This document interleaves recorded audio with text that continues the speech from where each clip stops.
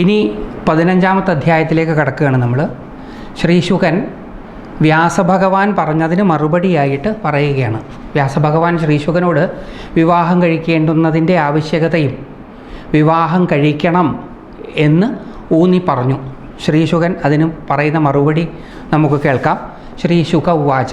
ശ്രീശുകൻ ഇപ്പോൾ തുടർന്ന് പറയുകയാണ്, ഞാൻ അച്ഛനോടാണ് പറയുന്നത്, ഞാൻ ഗൃഹസ്ഥാശ്രമം സ്വീകരിക്കുകയില്ല അച്ഛാ. എല്ലാ വിധത്തിലും അത് ദുഃഖമുണ്ടാക്കുന്നതാണ്. വേട്ടക്കാരൻ്റെ വല പോലെ അതെന്നും എല്ലാ ജീവികൾക്കും ബന്ധനമാണ്. ധനത്തെപ്പറ്റി ചിന്തിച്ച് ക്ലേശിക്കുന്നവർക്ക് എവിടെയെങ്കിലും സുഖമുള്ളതായി കാണുന്നുണ്ടോ? നിർധനരും വിഷയലോലുപരുമായ ജനങ്ങളെ സ്വജനങ്ങളും പീഡിപ്പിക്കുന്നു. അച്ഛന് മറുപടി പറയുകയാണ്. ഇത് എത്രയോ നൂറ്റാണ്ടുകൾക്ക് മുമ്പ് എഴുതിയ ഒരു ഗ്രന്ഥമാണ്. പക്ഷേ ഇതിലെ കാര്യങ്ങൾ ഇന്നും മിക്കവാറും എല്ലാ വീടുകളിലും ആവർത്തിക്കുന്നുണ്ട് എന്നുള്ളതാണ് വസ്തുത. അച്ഛനമ്മമാർ മക്കളോട് വിവാഹം കഴിക്കാൻ പറയുമ്പോൾ മക്കൾ സാധാരണഗതിയിൽ പറയുന്ന മറുപടികളാണിതൊക്കെ. അപ്പോൾ അതേപോലെ തന്നെയാണ് ശ്രീശുകനും മറുപടി പറയുന്നത്, ഞാൻ വിവാഹം കഴിക്കാൻ തൽപരനല്ല, കാരണം അത് ബന്ധനമാണ്. വാസ്തവമാണത്. തോന്നിയ സമയത്ത് ഇറങ്ങിപ്പോവാനും തോന്നിയ സമയത്ത് വീട്ടിൽ കയറി വരാനും വിവാഹം കഴിഞ്ഞാൽ സാധിക്കില്ല. അപ്പോൾ സ്വതന്ത്രമായിട്ട് വിഹരിച്ചിരുന്നവർ വിവാഹിതരാകുമ്പോൾ, ആണായാലും പെണ്ണായാലും, അതവർക്ക് അവരുടെ സ്വതന്ത്ര ജീവിതത്തിന് ഒരു കടിഞ്ഞാണ് വീഴും. അതിലവർക്ക് അസ്വസ്ഥതയുണ്ടാകും. അതേ രീതിയിലാണ് ശ്രീശുകനും അച്ഛനോട് മറുപടി പറയുന്നത്. ഒരാഗ്രഹവുമില്ലാത്ത ഭിക്ഷു എത്രമാത്രം സുഖിയായിരിക്കുന്നുവോ അത്രത്തോളം സുഖിയല്ല ഇന്ദ്രൻ പോലും. ഇത് സ്വന്തം ഭാഗം ന്യായീകരിക്കാൻ ശ്രീശുകൻ നിരത്തുന്ന വാദഗതികൾ മാത്രമാണ്.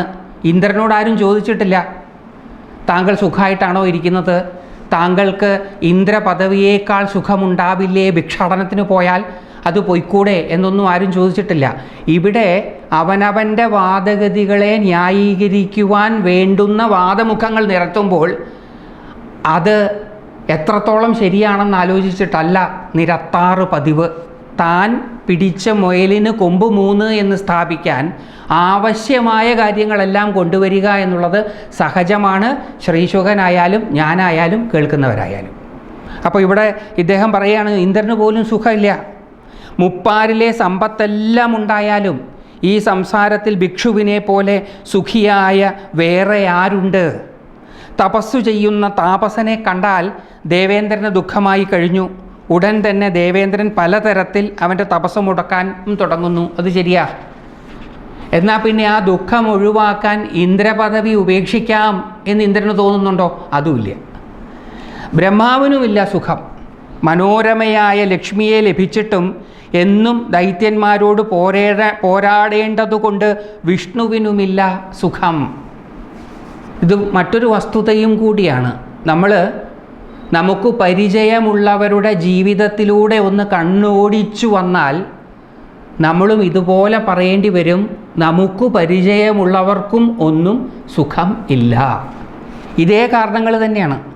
പുറമേ നിന്ന് നോക്കുന്നവർക്ക് എല്ലാം ഉണ്ട് എന്ന് തോന്നിയാലും അകത്തു നിൽക്കുന്നവർക്ക് ആ ഉള്ളതിൽ പോരായ്മകൾ പലതും ഉണ്ട് എന്ന തോന്നൽ ഉണ്ടാകും. അതവർക്ക് നിരന്തരമായിട്ട് ദുഃഖത്തെ ജനിപ്പിക്കും. ഇനി ഭിക്ഷാടനം നടത്തുന്നയാളോടൊന്ന് പോയി ചോദിച്ചാലോ, നിങ്ങൾക്ക് സുഖമുണ്ടോ എന്ന്? അവിടെയും സുഖം ഉണ്ടാവില്ല. സുഖം എന്ന് പറയുന്നത് ഒരു അപൂർവമായ വസ്തുവാണ്. അതിവിടെ ഉണ്ടാകും, അവിടെ ഉണ്ടാകും, മറ്റിടത്തുണ്ടാകുമെന്ന ധാരണയിൽ മനുഷ്യൻ അവിടെയും ഇവിടെയും അലയുകയാണ്. അപ്പം ശ്രീശുകൻ്റെ വാദഗതി ഭിക്ഷാടനം ചെയ്ത് ജീവിക്കുക, താപസനാവുക എന്നുള്ളതാണ് ബ്രഹ്മാവാകുന്നതിലും വിഷ്ണുവാകുന്നതിലും ഇന്ദ്രനാകുന്നതിലും ശ്രേയസ്കരവും സുഖകരവും എന്നാണ്. ദൈത്യന്മാരോട് പോരാടാൻ വിപുലമായ യത്നങ്ങൾ ചെയ്യുന്നു മഹാവിഷ്ണു. അദ്ദേഹത്തിനെ പറ്റി ഓർക്കുമ്പോഴെല്ലാം ഇദ്ദേഹം ആരെങ്കിലുമായിട്ട് യുദ്ധമാണ്. മഹാവിഷ്ണുവിനെ ഓർത്തോ ഉടനെ ഏതെങ്കിലും അസുരനെയും കൂടി ഓർക്കാതിരിക്കാൻ നമുക്ക് പറ്റില്ല.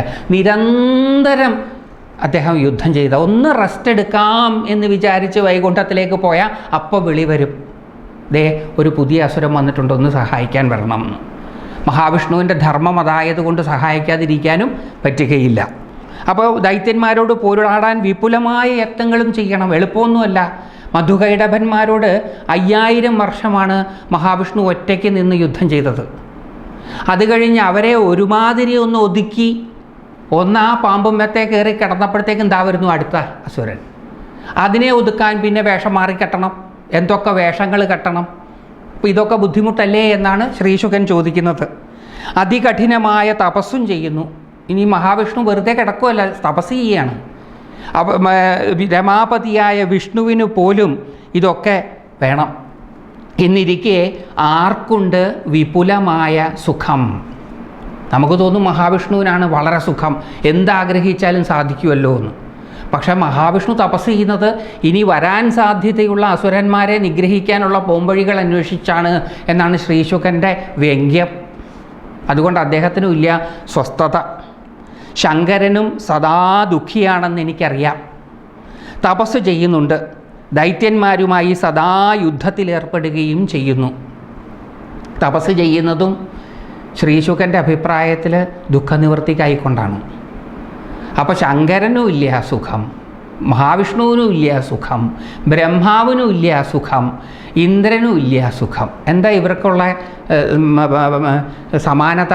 ഇവർ 4 പേരും വിവാഹിതരാണ് എന്നുള്ളതാണ്. ഇവർ 4 പേരും വിവാഹിതരാണ്, അതുകൊണ്ട് ഇവർക്ക് സുഖമില്ല.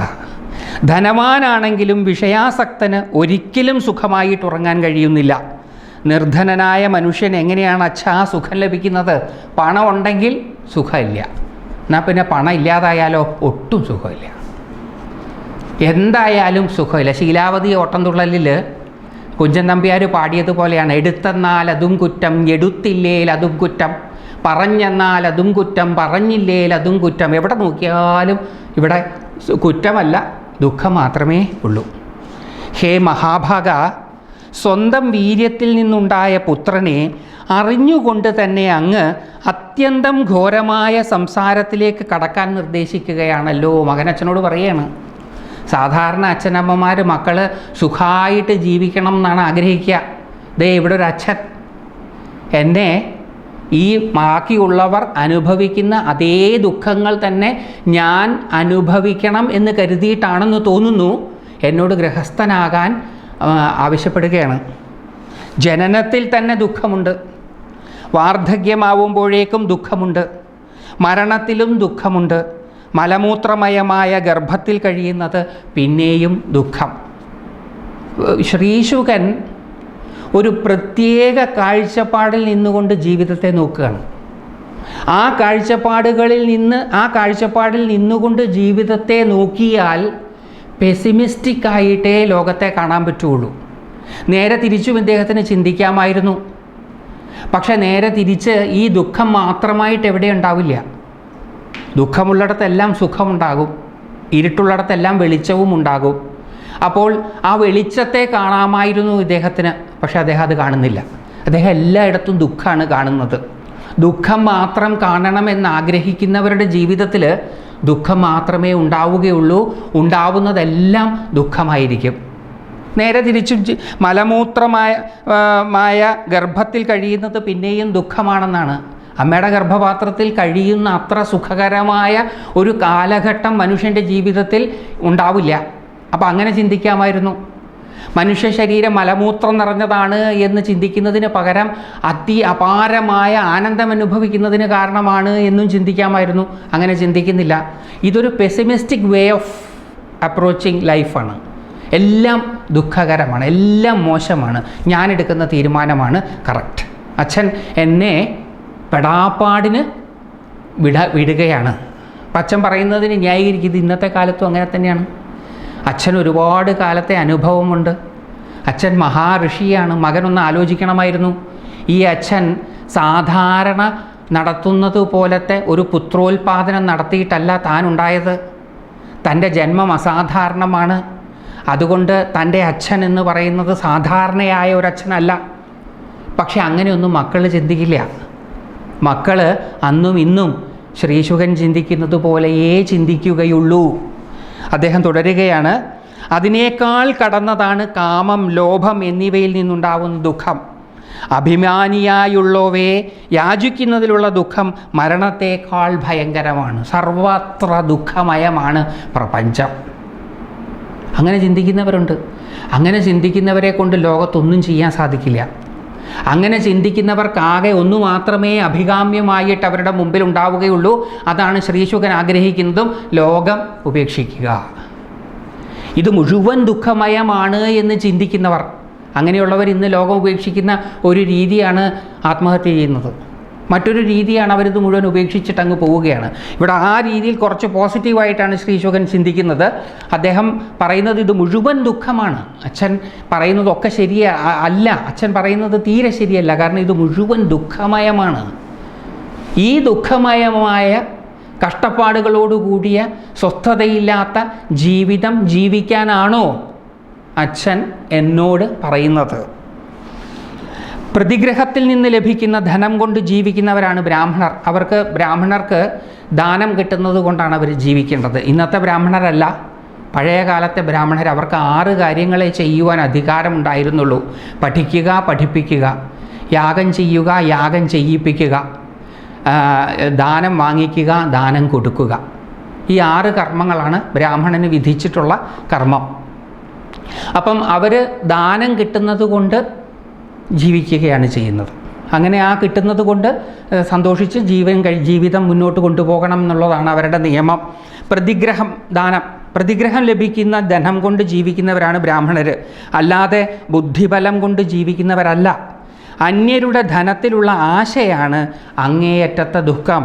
അതുകൊണ്ട് അവർ ദിവസം തോറും മരിച്ചുകൊണ്ടിരിക്കുന്നു. ബ്രാഹ്മണരെന്നും പ്രതിഗ്രഹം കിട്ടണമെന്ന് ആഗ്രഹിക്കും.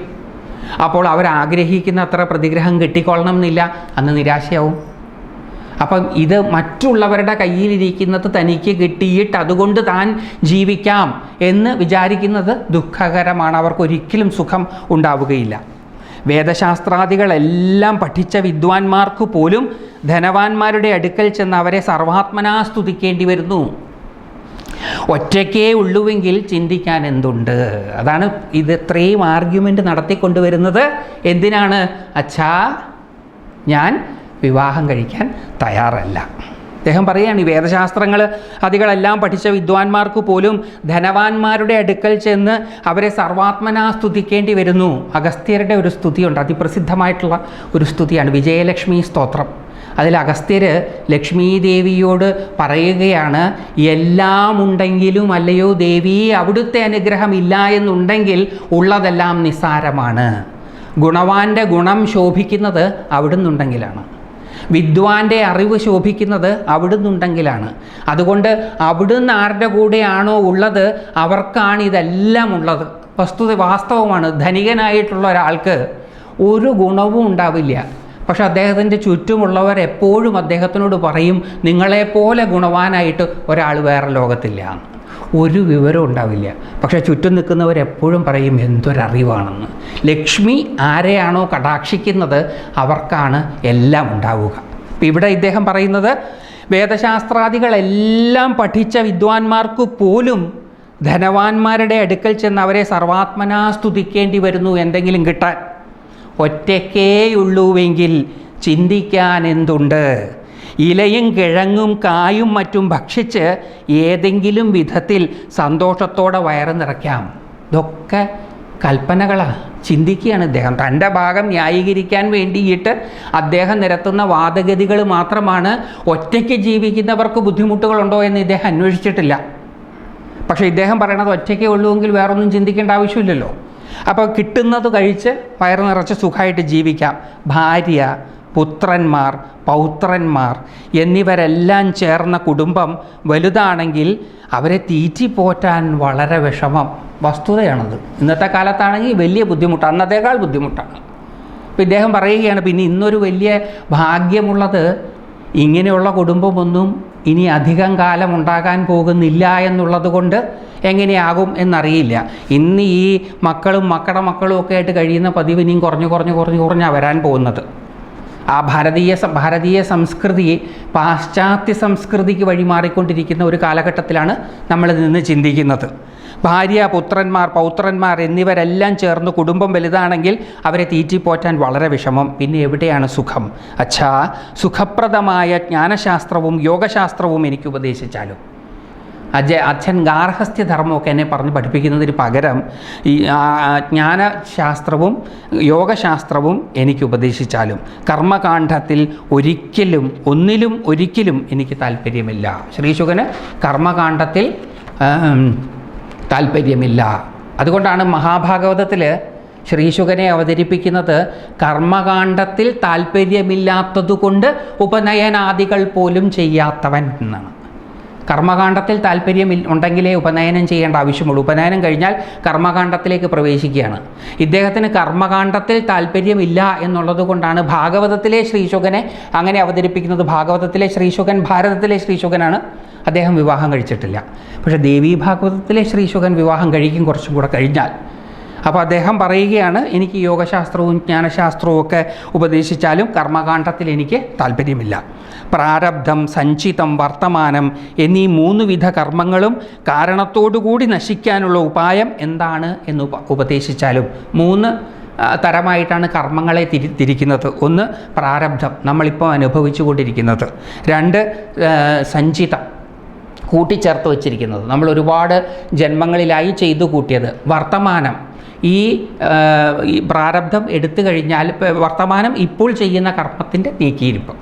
അതായത് ഇപ്പം അനുഭവിച്ചു കൊണ്ടിരിക്കുന്നത് പ്രാരബ്ധം, ഇതിനു മുമ്പ് ചെയ്തത് മുഴുവൻ കൂട്ടിയിരിക്കുന്നത് സഞ്ചിതം. ഇപ്പോൾ ചെയ്തുകൊണ്ടിരിക്കുന്ന കർമ്മം വർത്തമാനം, അതും കുറച്ച് സഞ്ചിതത്തിലേക്ക് പോകും, കുറച്ച് പ്രാരബ്ധത്തിലേക്കും പോകും. അങ്ങനെ 3 തരത്തിലാണ് കർമ്മമുള്ളത്. പ്രാരബ്ധം, സഞ്ചിതം, വർത്തമാനം എന്നീ 3 വിധ കർമ്മങ്ങളും കാരണത്തോടുകൂടി നശിക്കാനുള്ള ഉപായം എന്താണ് എന്ന് ഉപദേശിച്ചാലും. കർമ്മമാണ് നമ്മളെ കൊണ്ട് ഓരോന്ന് ചെയ്യിക്കുന്നതും ചെയ്യിപ്പിക്കാതിരിക്കുന്നതും. അപ്പോൾ കർമ്മനാശം വന്നു കഴിഞ്ഞാൽ പിന്നെ സ്വസ്ഥതയും സ്വാതന്ത്ര്യവും ഉണ്ടാകും.